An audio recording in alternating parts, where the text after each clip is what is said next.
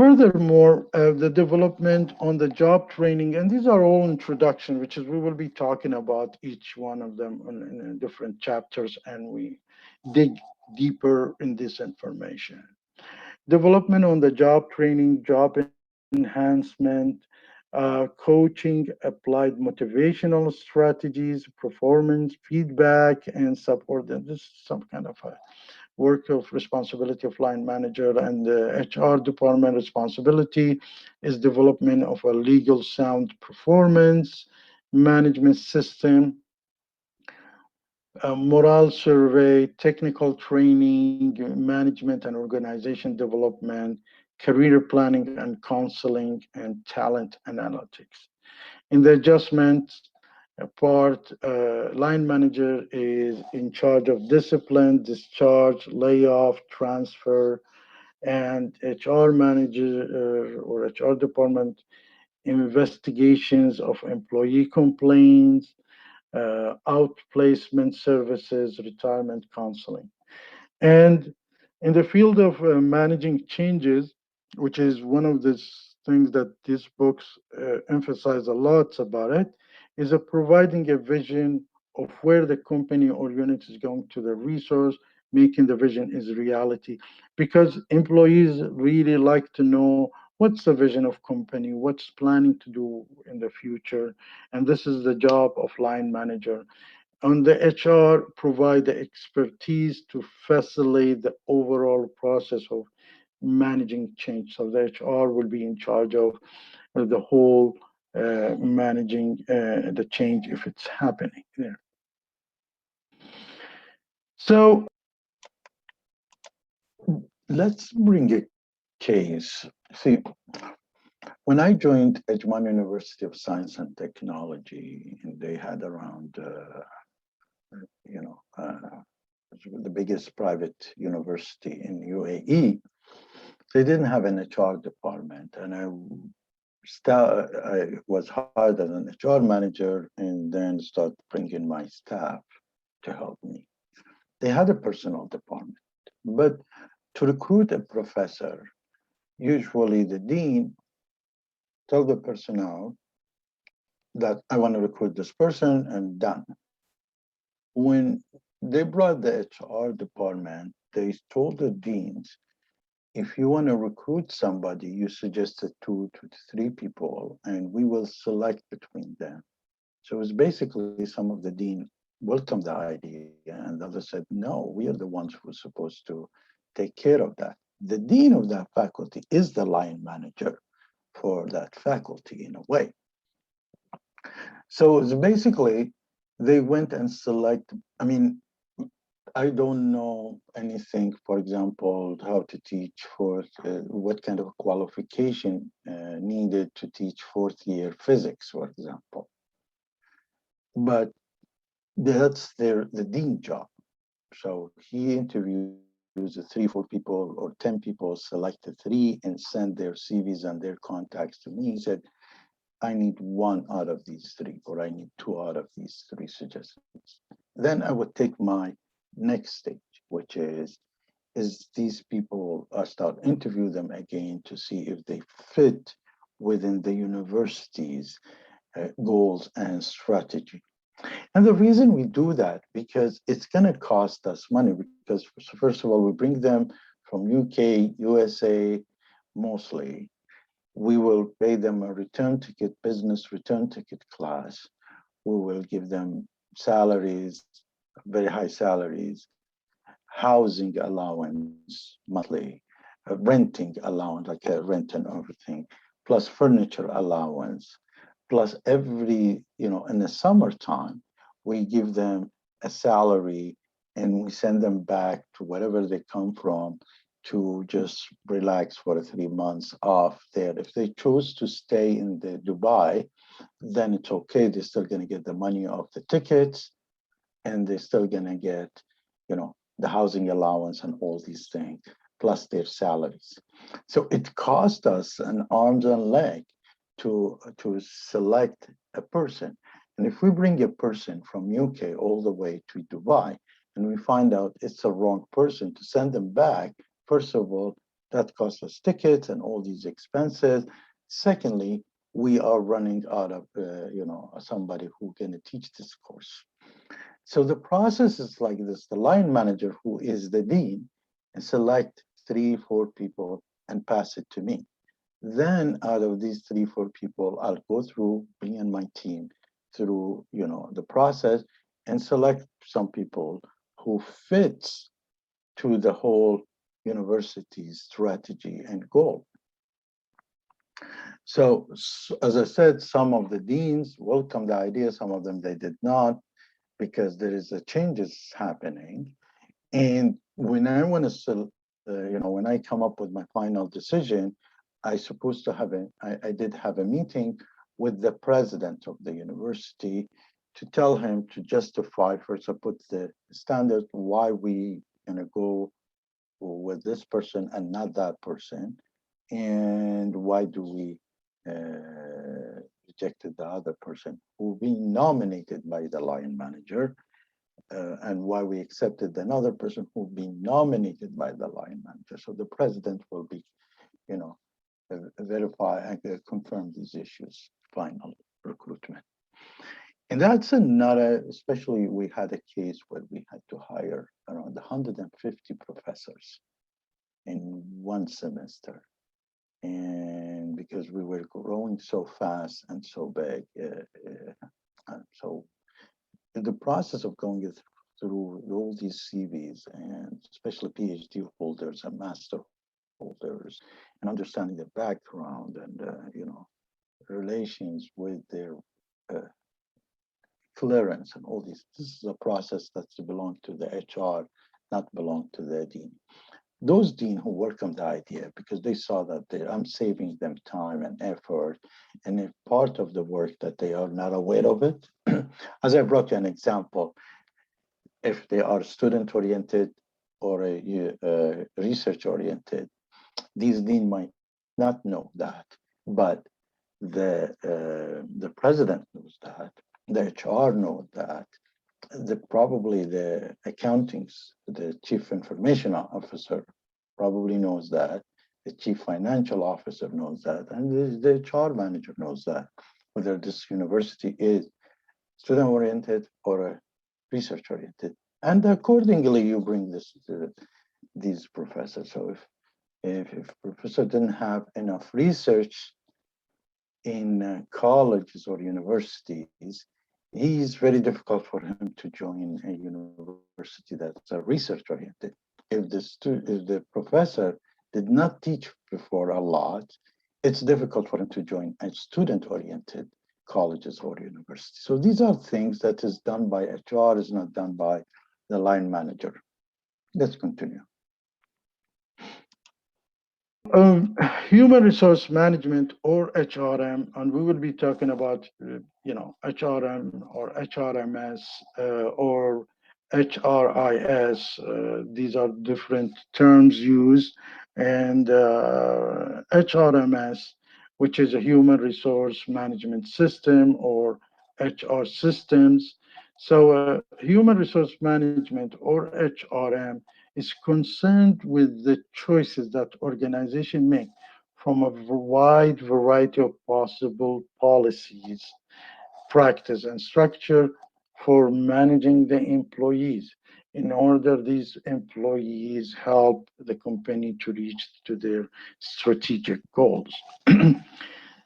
Dimension of HR system, it's basically skill enhancing practice, like a comprehensive recruitment, rigorous selection, and extensive training, motivation enhancing practice, like development, performance management, competitive compensation, incentive and reward, extensive benefit, promotion and career development. And then you got the opportunity enhancement practice, and it is like a flexible job design, work team, employee involvement, and information sharing. And we will be talking about all these concepts and we will see how they can benefit the whole company in general. Now, furthermore, the human capital, human resource management, which is a dimension of HR system, are indirectly related to financial outcome through human capital, measured use, establish the skills and educational level of the workforce, how educated, how well educated, how informal they are. Employee motivation, which is reflected by collective job satisfaction, organizational commitment, organizational climate, perceived organization support, and organization citizen behavior. In the video you saw, it is they trying to do an employee motivation through organization, creating a positive organizational climate and perceive the organizational support and feel that citizen behavior. Voluntary turnover and operational outcome is productivity, quality, service, innovation, and overall performance, production performance, because there is a input and output, and usually companies are there to do business and to make profit, so they want the output would be higher than the input that they are doing. The last is important and practical impact on it is a survival and financial performance of firms. And we will talk about in the end of this chapter about the layoff and cut down of the hours and all these things, and why it could be good and sometimes could mostly would be bad. Productivity and quality of the work life and the people in the firms. The feature of competitive business environment is currently the business environment is very competitive, and because of many things, and that's where it puts pressure on the company to adjust their behavior and put a pressure on the HR to adjust their which part of the company will need to adjust their behavior. And the feature of the competitive business environment is one of them is a globalization. So we have an open border, have allowed a new idea and technology to flow in freely around the globe, accelerated productivity and allow companies to be more competitive. So a company could be in North Africa competing with a Canadian company for the Canada market, because this free flow of information and open border, virtual border has helped that so much. The implications for the HRM or human resource management is countries, companies, and workers are interconnected now. Now, I'm gonna write something. If you can tell me if you aware of it or not, something called IT park or IT parks. Have you heard of this in the words?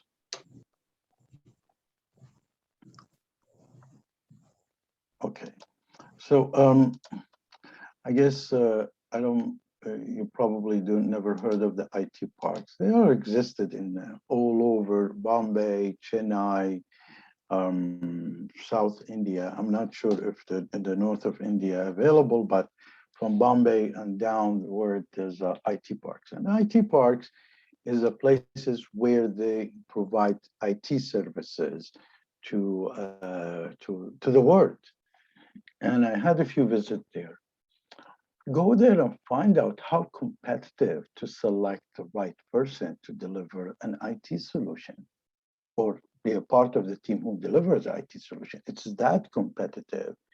There is a high-rise buildings there, and it's basically you have a project in IT, and what happened to you?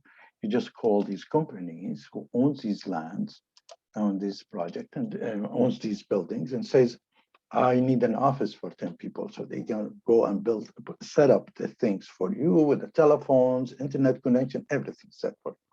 So you go and work, bring the 10 people because you have a project of 10 people that's needed. Suddenly, while you're working in this project, you say you get another project, which is maybe 50 people in UK. You get a project to do it in UK and you need 50 people. Now you have a project to do it in USA and you have 10 people. So suddenly you tell the owners or the management of that building, oh, I need another 50 space. And with the 1 day or 2 day, they put the desk for you, all 50 for 50, telephones, internet, everything set up. So that's what you call the IT part. But that's when there was a lots of, in the old days, there was lots of IT people involved in IT. In what's happened in India, for example, in the old days, it used to cost me to hire an IT person, an average of $500 a day from a company. Now, if I want to hire an IT person, I noticed that they asking for $1,500 within a few years. And the reason there is a high demand from all over the world requesting teams to deliver a project, and they know India can develop these kind of applications and softwares. So whomever owns the project, he calls this friend or partner or friend, says, okay, I have a project due next week. I mean, start next week or next month, and I need you to to deliver that for us. They say, okay, this is your cost. In shock, says, okay, I thought you're much cheaper. They say, no, because now we are in a globalization situation. So the salaries of IT consultant in India not not lower than the IT consultant in USA, 20% less, 10% less. So with the globalization, here is a challenge is happening that because we have a tendency of thinking at the entry level, think about these professional jobs who they are working everywhere and from their home or from their homeland. Their salary should be matching others. Otherwise, there would be tendency, people will ask more about them. And they don't have enough resources, so they have to raise the prices. So um, recently, if you're going to get an Oracle IT, an Oracle implementer, in the old days, $200. That's it. Now per day. Now you pay $2,000. The same IT consultant and the same reside in India. And the reason India is into the globalization. So there is an increase for certain type of jobs where there is a tendency of selecting because it's costing me $2,000 and costing probably the contractor in India to get this person around $1,500, so he makes $500 per head. And he needs to select the right people because it's his responsibility. And if things fails, there's penalties in it. So really, it's getting more into globalization. And you might be in India working for a company in Kuwait who is implementing some kind of a software in South America. And that's happening with a company, One Global, that I'm working with. I was managing One Global in Canada, and the owners and the headquarters was in Kuwait. The customer relationship management was in Egypt, and the kitchen or the developers are in India. So, and the project was for Iraq. So that's what you call a real globalization.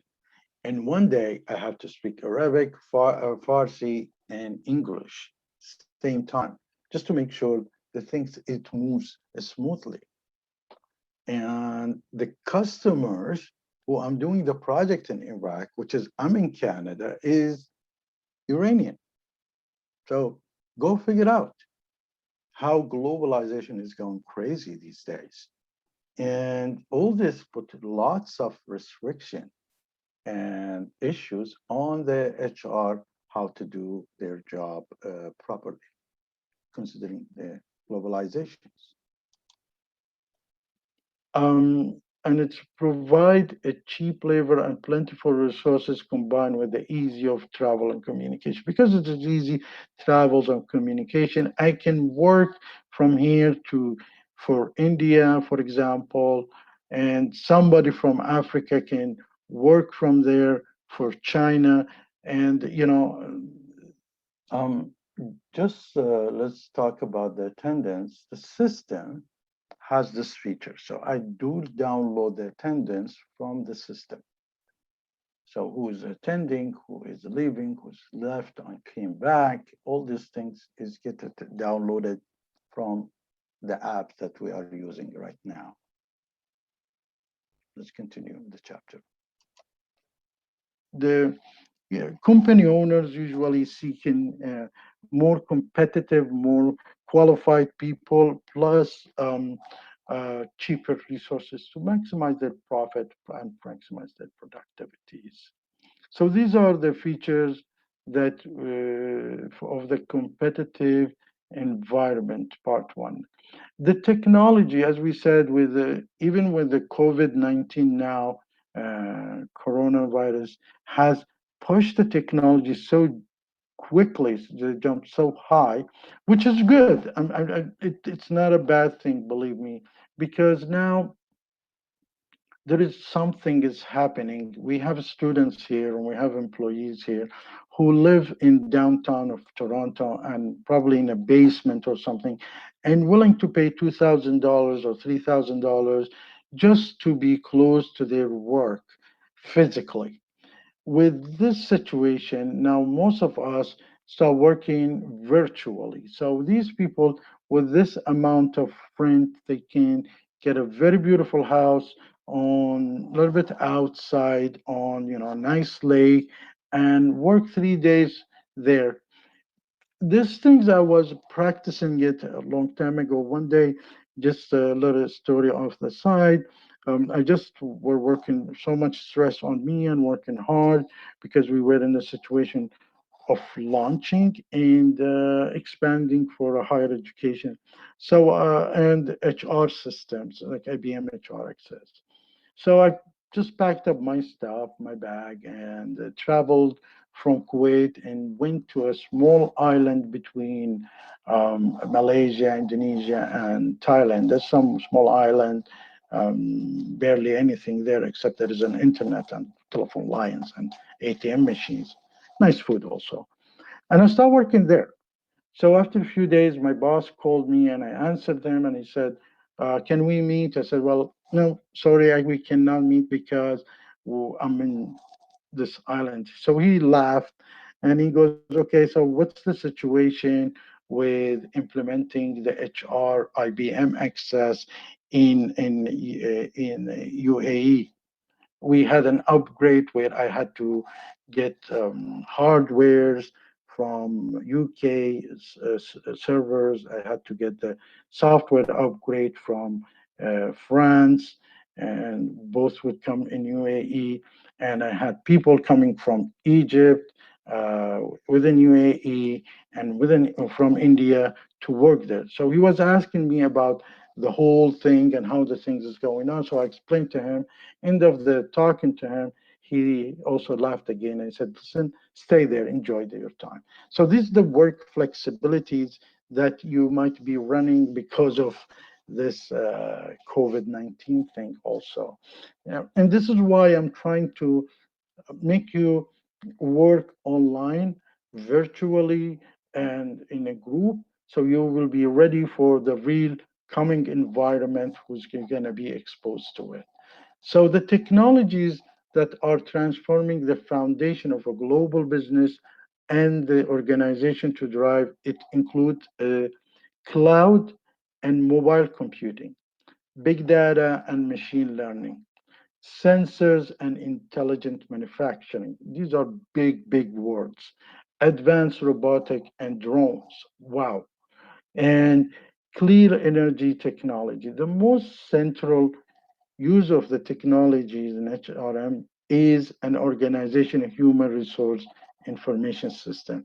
And HRIS or HRMS, human resource system management, or HRIS, in the next few lectures down the road, I probably will be presenting for you uh, maybe Oracle or IBM or SAP SAP, because it is like, there's two options of how to look at the whole human resource management. One, you can look at it as knowledge information directly, and the another part is these tier one companies came up with applications, functionalities, and processes that match the work. So you can see it from this part, or you can see it from that part very fine. The third, what do I mean here? You see, there is softwares in the world, which is they call tier one or tier two. And basically they accommodate functionalities, let's say for the HR. They accommodate functionalities and requirements of companies. Otherwise, they would not be sold to the company. So basically, there is two ways. One way is understanding. We can understand HR, how it's running, what's its rules and regulation. The second thing, we can see the signs of softwares. What software trying to accommodate is actually what's going on in the market. So there is two ways of looking at any application and at any HR department. Is first you look at their activities, what do they need, what they are doing right now. The second thing that you can look at their software implemented if they have one, how they are utilizing, what they are utilizing there. And right away you know exactly what kind of activities. Like you, for example, one thing you can ask them, do you have a competency module, competency management module? If they say we don't, then they don't have a competency management. Or they may say, we don't have a competency management module. So in the software, we don't use that, but we do it manually. That's another way of understanding the company, how it works. Then you ask them, well, how you do it manually. So these are two ways of looking under or trying to understand an HR or HRM or HR department in general. Third part is the feature of competitive business environment is sustainabilities. And once again, we just follow the last part is sustainability is ability to meet the needs of present without compromising the ability of future generation to meet their needs. And this is a big issue in the advanced countries, where you don't overconsume for your current, because the future the people will come and they need this thing. Affects an organization business model, structure, and a process. It's a challenges hiring and developing manager who can deal with the presence as well as future sustainability issues. Companies should tie executive compensation to sustainability goals and result. This is a very advanced issues, which is some companies are doing it.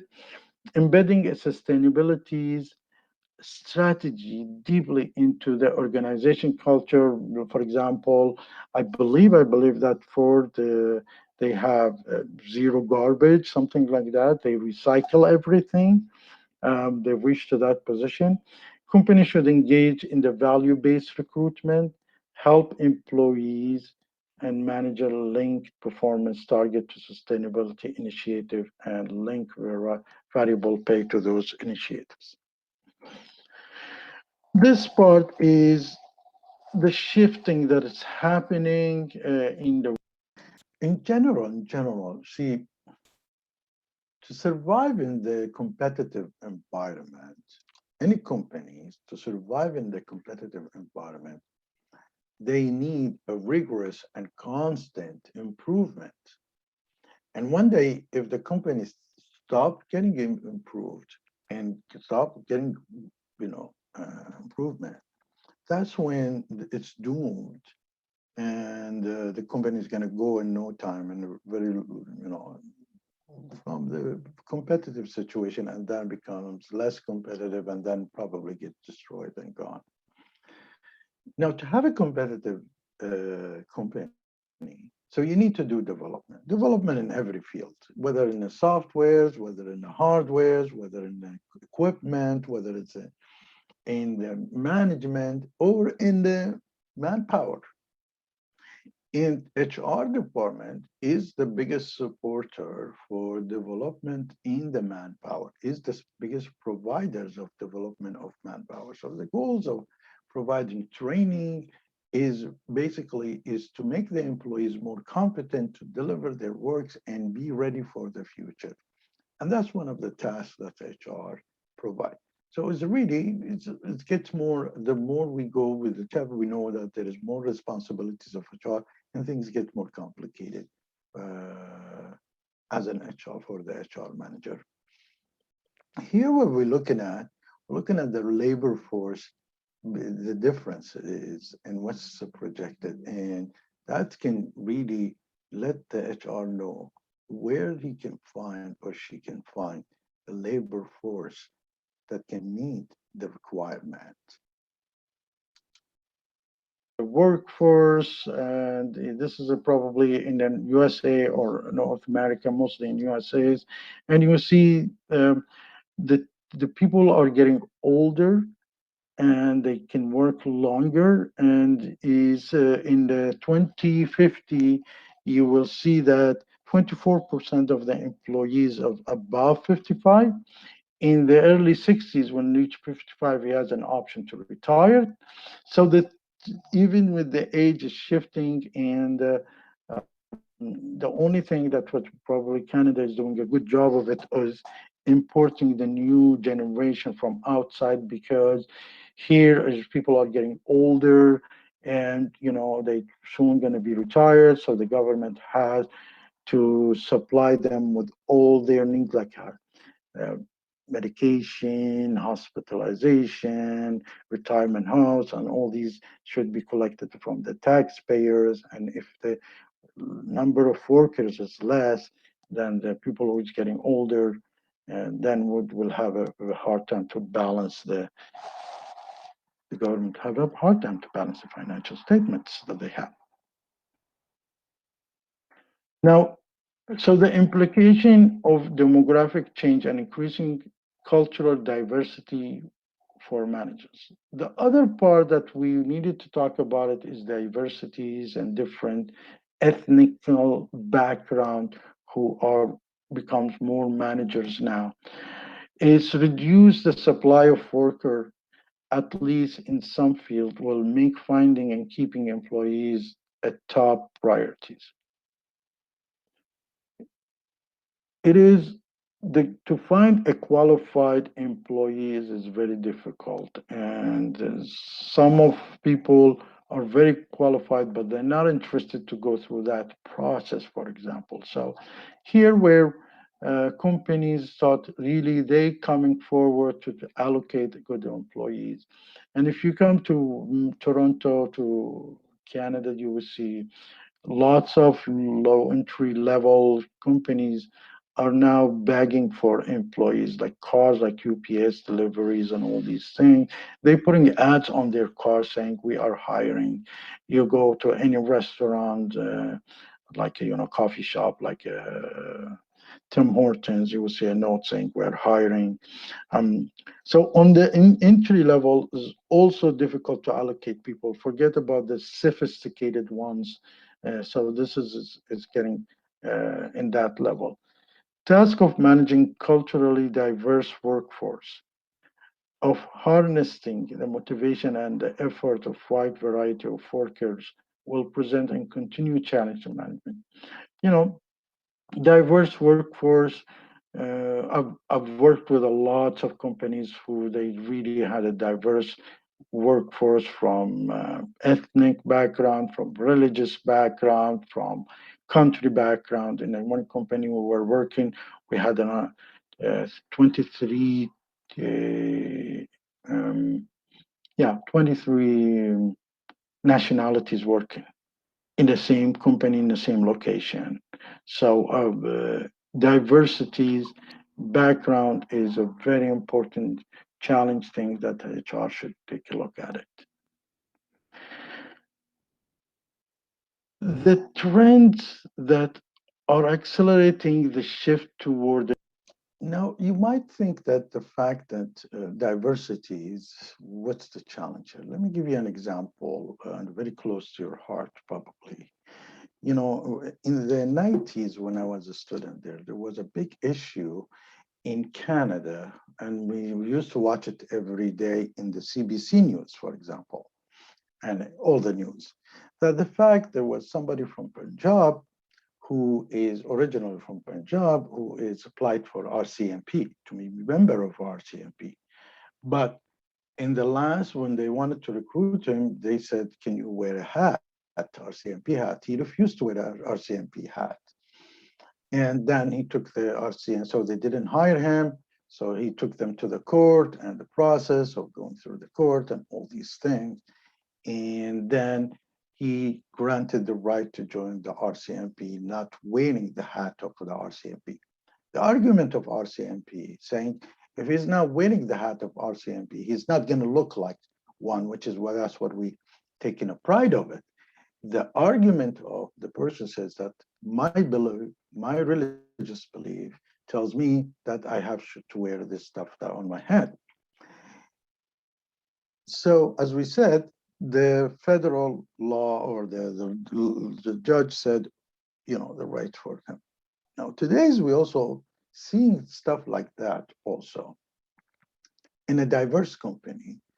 And we see that, for example, hijab, the covers that the lady makes.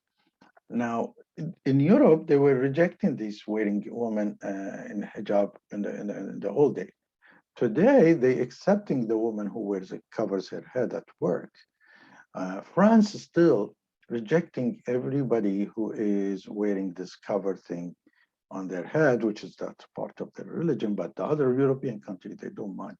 Now, what's moving ahead is also now they're saying, we want to wear niqab, which is covers their face, and that's causing other troubles for them. So the that's where it is that you need to, as an HR, looking at the multiculturalism, that's how you're going to manage these stuff. Are you ready for these stuff? Are you ready to give an official holidays, religious holidays for somebody with a background of a Muslim or a Hindu or a Christian or not? So these are issues that you know, an HR looks at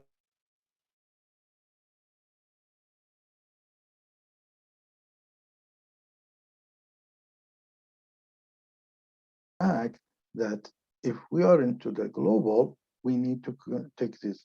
On other hand, we also need to recognize what the government is looking at. Now, let me give you an example. In Saudi Arabia, we had a big branch, and we had people who get recruited to work in Saudi Arabia. One of the very qualified lady who wanted to join us in Saudi Arabia, we were glad to have her. But then the HR asked her, do you mind to wear a hijab? See, now it's the reverse. She goes, no, I don't wear a hijab. She said, do you mind to wear something on your head? She said, no, I cannot. I don't want. It's not my belief.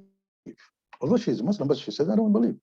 So the HR came back and said, we cannot hire her in Saudi Arabia. Maybe we can put her in Bahrain and work from Bahrain. And the reason, because the government of Saudi Arabia requesting this, all the employees, ladies should wear a hijab. So these are the multinational things that you might want to take into consideration when you are working in a multinational, a global company, like, you know, and take that into consideration. The new form of organization in the 21st century is creating and maintains of the optimal portfolio of resources inside as well outside the organization. So you need, as a company wants to keep all the skillful that you need inside as well as outside, the freelancing and all these third party companies. And you also need to decline of the routine work coupled with the expansion of complex jobs that requires flexibility, creativity, and the ability to work well with the people. So there should be flexibility to creativities, how, in work. And you will see that a lot in consulting, marketing, sales happening long time ago and now is moving to other jobs. And the pay should tied less to a person position or tenors in an organization and more to the market value of his or her skills. So if you notice, one of the highest paid people is usually are people who is skilled, and if they are not well, they could be, sales, marketing, doctors, lawyers, skilled people are the ones who usually high paid, and also the upfront people also they are highly paid if they're successful. Change in paradigm of doing business from making a product to providing a service by part-time and temporary employees. And this is where really we were had a very good practice of it is because when we launched the first application for the government mobile application, we're talking about 15 more than 15 years ago. It was for the Kuwait government application, and it was a ministry of HR, so they are in charge of all the HR aspects and salaries and issues of the whole government employees and military. That ministry, they wanted a mobile application, so I had a team working with me from Chennai, India, from Ukraine and from Russia, and all of us working on this project to go live.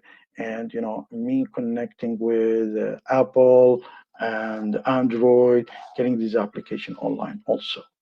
So I couldn't give a full time to everybody, so we gave them a part time or temporary employee job according to their work.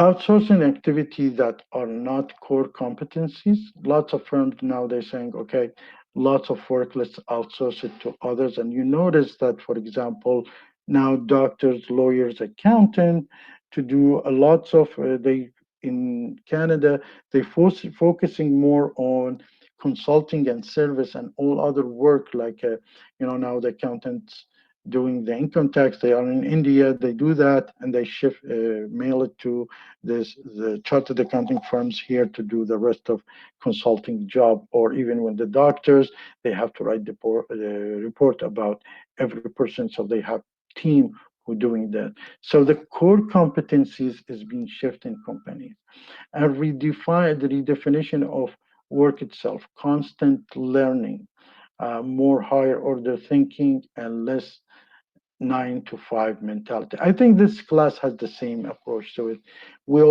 I'm going to put you on constant learning. Let me give you a short story happens to us, which makes it very interesting. Now, we are implementing one of the earlier mobile application, which is an HR application for the whole country on a mobile. So we contacted Apple, contacted Android because we need to buy license from them, and it's nothing. It's like around $100, but it's for the government. So they said, okay, we'll give you the license, we told them that it's not for us, it's for the ministry so and so. They said, okay, we'll give you the license, but we want to know who is in charge for this application, which is fine. That's fine with Apple. So we nominated person who she reports, she's just she reports directly to the undersecretary of IT. And she was from the customer point of view. And we said this person, they said, okay, can they send us an official letter? As we are thinking, we asked the undersecretary to send an official letter to Apple saying, yes, she will be in charge of communicating with Apple for the software, that application to be uploaded. Apple returned back to us and said, no, we don't want the undersecretary send us saying so-and-so is in charge. No, we want that person send us so-and-so that I am in charge of looking at this. And the reason is the fact that there is a two different way of working. So in other, maybe in some companies says, oh, tell your boss to tell me that you work for that boss. Apple says, no, I want that person tells me that I'm in charge of that. So that's the difference sometimes that it needs some adjustment to do. With just an example that it took us at least a month back and forth writing to let the government department, which is not easy to do that, to change this way of working, that really they don't want a letter from undersecretary appointing this person. They want the appointed person to send the letter. The appointed person is not allowed to send on behalf of the government anything, only the undersecretaries. So we needed some exception to do that. So, and that's according to the laws of the government in USA versus for the, I think for the Apple or a law made by Apple to do that, or the legal department did that, or the HR, but you have to adjust that. Yet, this is the problem sometimes. The rules and regulation of one company does not match the rules of regulations of other companies. We have reached to the end of the class. Let me know if you have any question. I'll be glad to answer it. Otherwise, I'll see you next class. And make sure that you meet your group, accommodate, you have your next week, until next week to finalize your group. So if you don't have any issues, let me know.